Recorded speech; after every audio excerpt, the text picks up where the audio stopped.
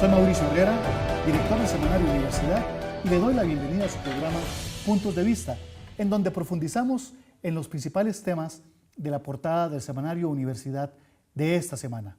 En esta ocasión usted puede leer: deudas hunden a pequeñas empresas turísticas. Isla Plata navega en un mar de confusión burocrática en la Municipalidad de Santa Cruz. El país recogerá cosecha de largometrajes antes del final del 2013 y la Universidad de Costa Rica estrenará en septiembre el edificio para parqueos. En esta ocasión nos acompaña la abogada Adriana Rojas, abogada de la Asociación de Consumidores Libres, y vamos a conversar acerca de la situación que están viviendo una cantidad importante de pequeños y medianos empresarios turísticos en muchas comunidades del país, pero principalmente en Monteverde y en La Fortuna de San Carlos. Y tocamos este tema en este programa porque basta con visitar estos lugares, especialmente La Fortuna y Monteverde, y nos vamos a encontrar con una cantidad importante de casas abandonadas, locales que se están vendiendo, locales que están en alquiler durante mucho tiempo, y hay una sensación en estos lugares de depresión económica, de crisis económica, aunque los números macroeconómicos que nos da el gobierno son diferentes. Pero entonces, doña Adriana, ¿qué es lo que está ocurriendo en estos lugares? ¿Por qué uno visita estos sitios y se encuentra con esta sensación de crisis económica? ¿Qué es lo que está pasando? Sí, gracias Mauricio por darnos la oportunidad de compartir con ustedes esta terrible situación. Los hoteleros, los bares, los restaurantes, los lugares turísticos como Ranarios, Mariposarios no tienen capacidad de pago para hacer frente a las deudas. La razón es muy simple: se vino una crisis financiera en donde se baja el turismo nacional, se baja el turismo internacional y al mismo tiempo se baja el dólar. Ellos reciben en dólares, pero tienen obligaciones en colones. Ante esta situación, ellos no pueden hacerle frente a las obligaciones en las condiciones en que la adquirieron bajo otras circunstancias. Y llama la atención que no son uno, dos o tres lugares, sino es un problema de la industria turística, especialmente las pequeñas y medianas empresas. Es lo que se percibe en estos lugares. Ahora, ¿qué tan inminentes son los embargos o las acciones, digamos, ya terminantes de parte de los bancos hacia estos pequeños y medianos empresarios?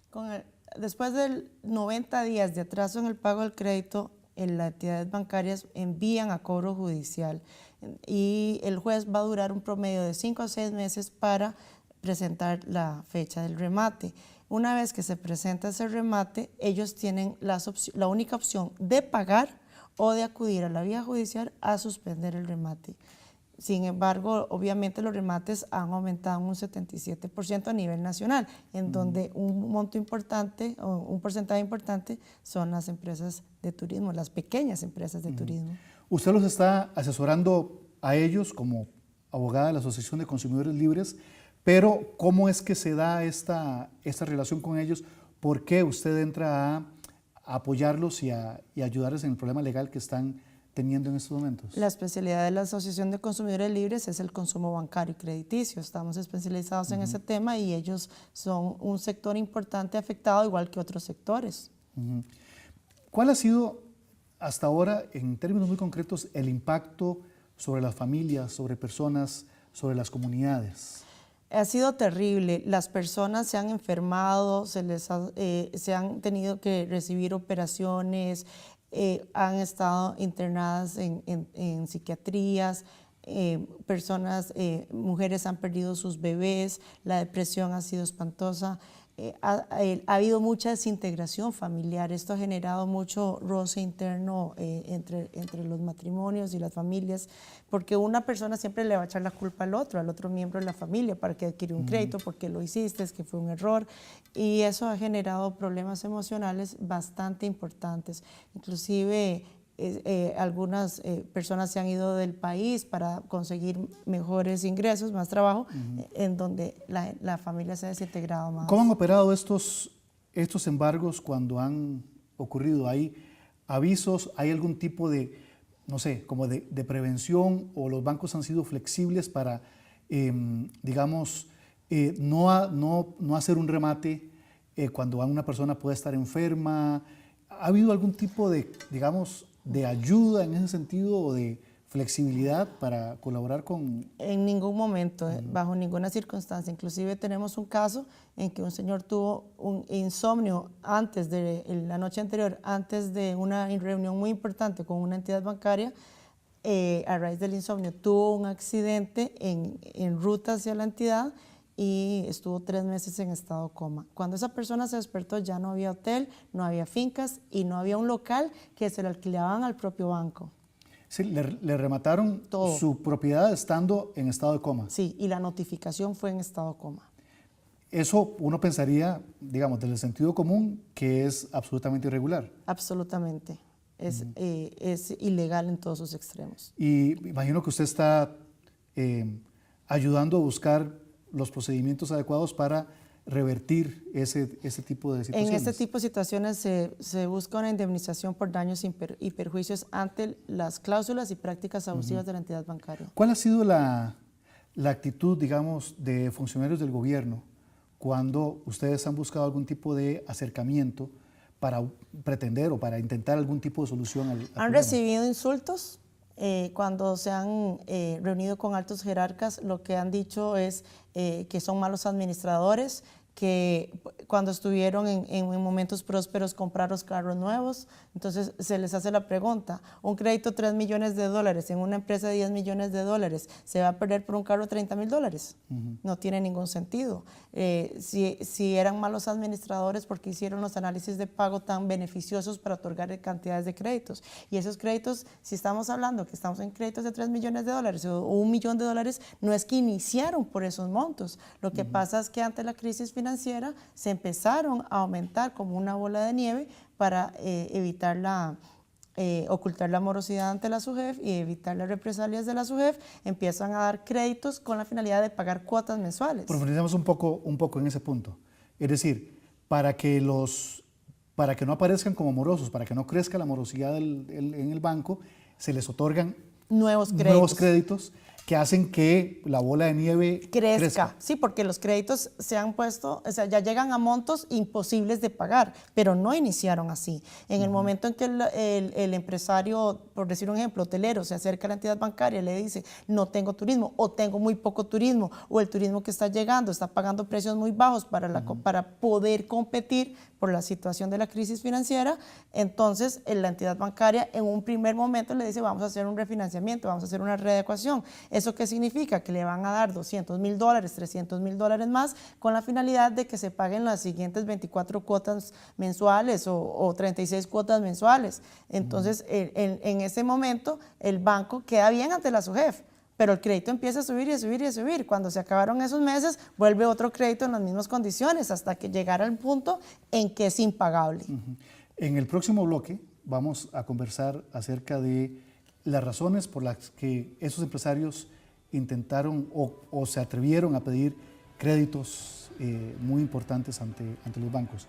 De eso hablaremos al regreso en el siguiente bloque.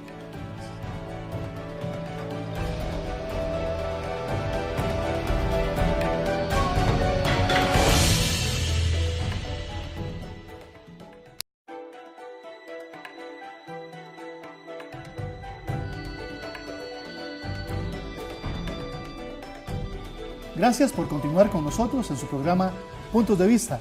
En esta ocasión estamos tratando el problema de las deudas que están hundiendo a pequeñas empresas turísticas en todo el país, y nos acompaña la abogada Adriana Rojas, abogada de la Asociación de Consumidores Libres.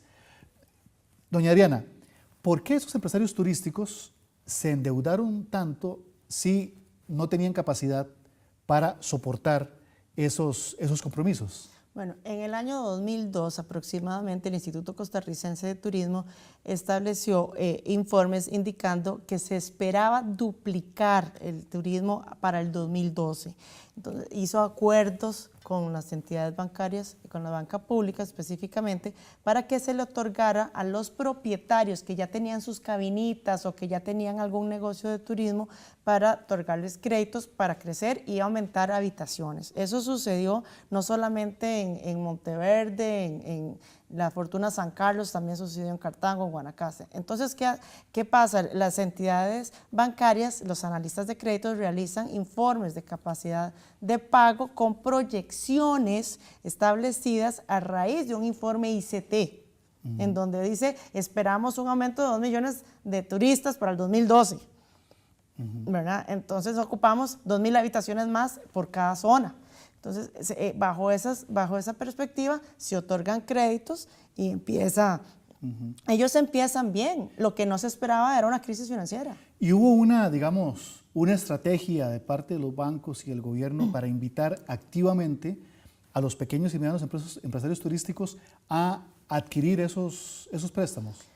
Yo he escuchado bastantes relatos de parte de los hoteleros que ellos nunca llegaron al banco. El funcionario del banco los llegaba a buscar para decirle, necesito esto, le vamos a dar tanto dinero, necesitamos que usted haga aquí, haga una piscina, haga un restaurante, haga un salón de eventos, aumente las habitaciones y vamos a empezar gradualmente, dependiendo de las construcciones. Para ese entonces ya estaba conversado en la municipalidad para el tema de los permisos de construcción y demás. O sea, realmente ya eso estaba negociado, ¿verdad? Ellos eran simplemente una parte del sistema para empezar a esos créditos. De hecho, lo que usted menciona es, por ejemplo, el caso que citamos en esta edición del Semanario Universidad de Luis Ángel Soro, dueño del Hotel La Fortuna, que pasa de tener 7 cabinas a tener un hotel con 40 habitaciones, y todo esto ocurre en estos años inmediatamente previos al 2008, y cuando viene el 2008, viene la crisis internacional, cae brutalmente el turismo y el señor ahora tiene unos problemas importantísimos de pago para cumplir con ese compromiso. Es correcto. Igual que este señor, hay muchos casos en que están en convenios preventivos porque no le pueden hacer al frente el pago de la deuda. Explíquenos qué es el convenio preventivo y su diferencia de otros mecanismos que están usando los bancos en este momento. El convenio preventivo no es un proceso que inicia un banco, es todo lo contrario, es un proceso que inicia el deudor ante la no posibilidad de pago cuando hay varios acreedores. Entonces, en este caso, el acreedor mayor es la entidad bancaria, le sigue cargas sociales y sigue tributación directa. Entonces, ellos dicen, no puedo pagar, no me alcanza con los activos ni con los ingresos. Quiero realizar un convenio con ustedes y si se acepta el convenio, me evito la quiebra. El riesgo de este tipo de procesos es que si no hay convenio y quien tiene la mayoría de votos es el acreedor superior, ¿verdad?, que en este caso son las entidades bancarias, hay declaratoria de quiebra. Después de la declaratoria de quiebra, sigue el remate.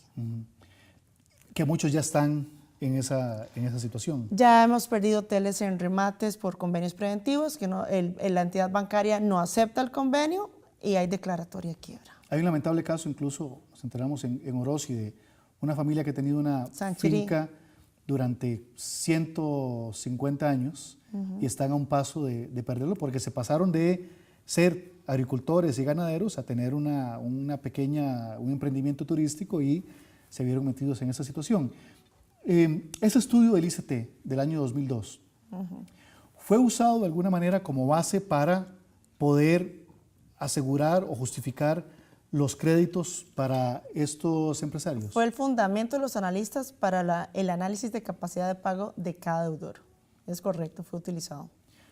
Con base en estos elementos, digamos, es justificada la afirmación que hacen los empresarios de que los bancos y el gobierno los embarcaron. Absolutamente. Ellos estaban en sus propiedades. Ellos estaban invirtiendo de acuerdo a sus propios ingresos y a sus propias posibilidades, creciendo poco a poco, gradualmente. Pero vienen las entidades bancarias y alcaldías, ICT, a decirles ocupamos 2.000 habitaciones más por cada sector. Entonces, ellos creyeron en esa entidad bancaria, creyeron en esa institución pública, pero cuando se entraron en los problemas, les dieron las espaldas y no solamente no les ayudan al problema, sino los insultan. De hecho, el ministro Carlos Ricardo Benavides, en una entrevista con el Semanario de la Universidad, dice que duda que los empresarios hayan invertido con base en un documento suelto del ICT y la posición tanto del gobierno como de los banqueros ha sido, digamos, trasladar la responsabilidad a los empresarios. Ahora uno puede pensar desde afuera, bueno, para tomar una decisión responsable, cada quien tiene que valorar cuál es su capacidad, incluso pensar en escenarios de crisis. Y a partir de una perspectiva así, muchos podrían pensar, bueno, efectivamente los empresarios tomaron ese riesgo y están asumiendo las condiciones naturales del riesgo que habían aceptado. Bueno, a mí no me cabe ninguna duda porque he leído todos los informes de análisis de capacidad de pago y están en los procesos judiciales. Entonces, duda no tengo. Estoy muy clara que fueron utilizados. ¿Verdad? Eso ya está demostrado en la vía judicial. Y el tema del riesgo, para eso existe la protección del interés económico del consumidor. No, ¿dónde están los seguros? En el próximo bloque, cuando regresemos, hablaremos de la responsabilidad de los bancos en este problema. Siga con nosotros. Gracias.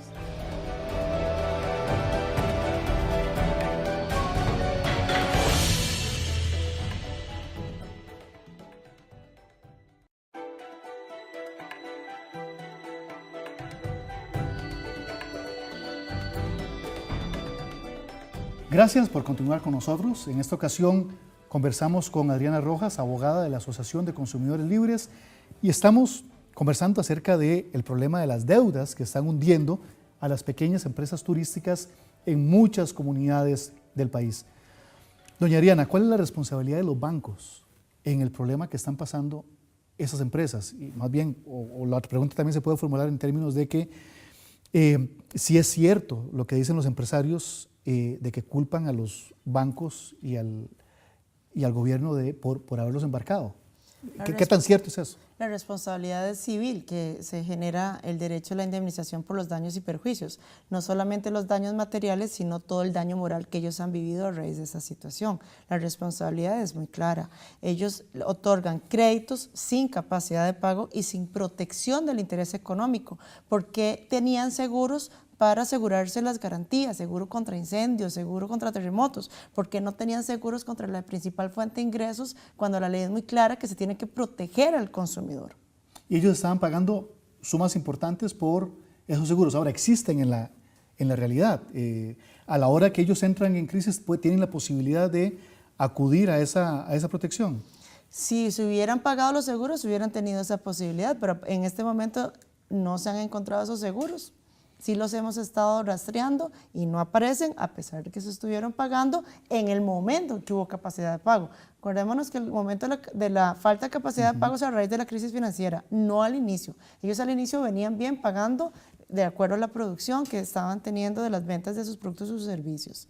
Pero ahí, digamos, ¿cómo es que funciona? Digamos, es el momento en que dejan de pagar, digamos, también dejan de pagar el seguro que los protege y ahora les están diciendo que no pueden tener acceso a esos fondos de protección. El seguro tenía que estar al día en el momento en que se causa el siniestro que genera la cobertura de la póliza, de tal suerte que si en el año 2009 se da la crisis financiera y es cuando ya ellos ya no pueden sostener su empresa, en ese momento cabría la aplicación de la póliza, aunque se venga a aplicar 2013.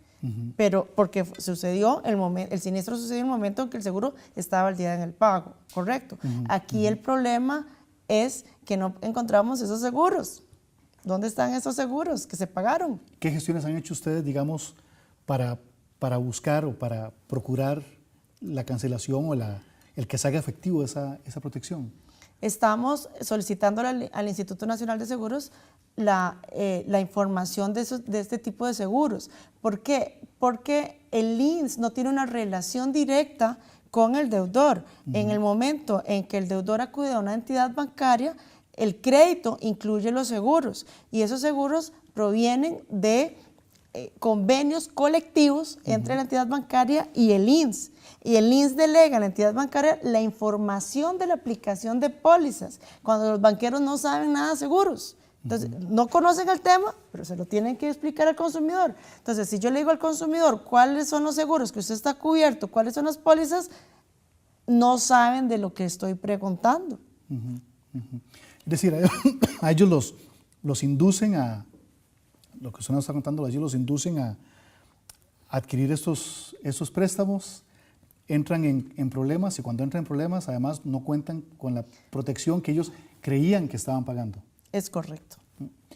¿Cuáles son las alternativas legales que tienen ahora estos empresarios para evitar perder el patrimonio de toda una vida? El esfuerzo de una vida. Hay dos vías. Los que tienen créditos con garantías hipotecarias tienen que ir al proceso judicial. Si la entidad bancaria es una banca pública, van al Tribunal Contencioso Administrativo.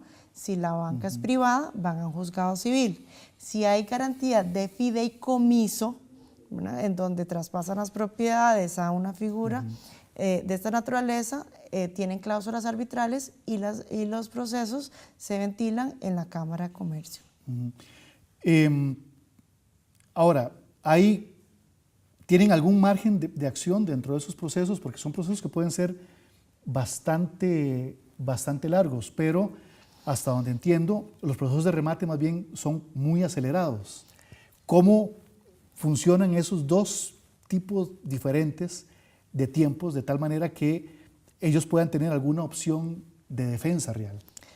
Por supuesto, en el momento en que se presenta el proceso judicial o arbitral, tienen el derecho a las medidas cautelares. Entonces, mediante una medida cautelar se suspenden los remates mientras termina el proceso. Al final del proceso, si se obtienen resultados favorables, no se llega al remate, queda absolutamente nulo ese proceso de cobro judicial y más bien el banco tiene que indemnizar por todos los daños que le dio al consumidor. ¿Y ha habido algún caso que eso haya funcionado ya así? Por supuesto, por supuesto, sí.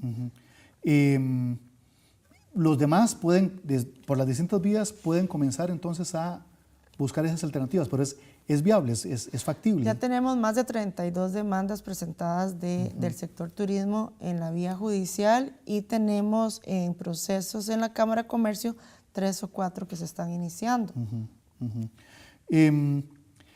La Asociación para la Protección del Turismo en Costa Rica, ProTur, ha mencionado la necesidad de lo que ellos dicen, lo que ellos llaman 12 meses de cese al fuego. Sí, 12 meses donde haya una especie como de congelamiento de la situación para que ellos tengan un margen de acción para ver cómo reaccionan o cómo defienden su patrimonio. ¿Eso es realista? ¿La ley permitiría ese tipo de acciones? Por un lado lo que es la ley y por otro lado lo que es también la voluntad política de parte del gobierno para hacer algo así. Tendría que ser vía legal, como la amnistía que han vivido los agricultores. Sería una situación muy semejante. Y tenemos muy claro que ni las entidades bancarias, ni la SUGEF, ni la Dirección de Apoyo al Consumidor, ni el gobierno ha propuesto alguna solución integral al problema. Lo que han hecho son readecuaciones y refinanciamientos que han empeorado la situación. De tal suerte que sí considero que sería una vía para salvar esta situación. Pero eso, digamos, es algo más como de voluntad política del gobierno para impulsarlo, más que un recurso legal que esté a la mano de manera automática. Indiscutiblemente, tiene que pasar por la Asamblea Legislativa, no hay otra opción. Si eso no ocurre, esto, digamos, sin duda el camino inexorable es hacia la paulatina quiebra, hasta la quiebra de los empresarios. De los empresarios. Sí.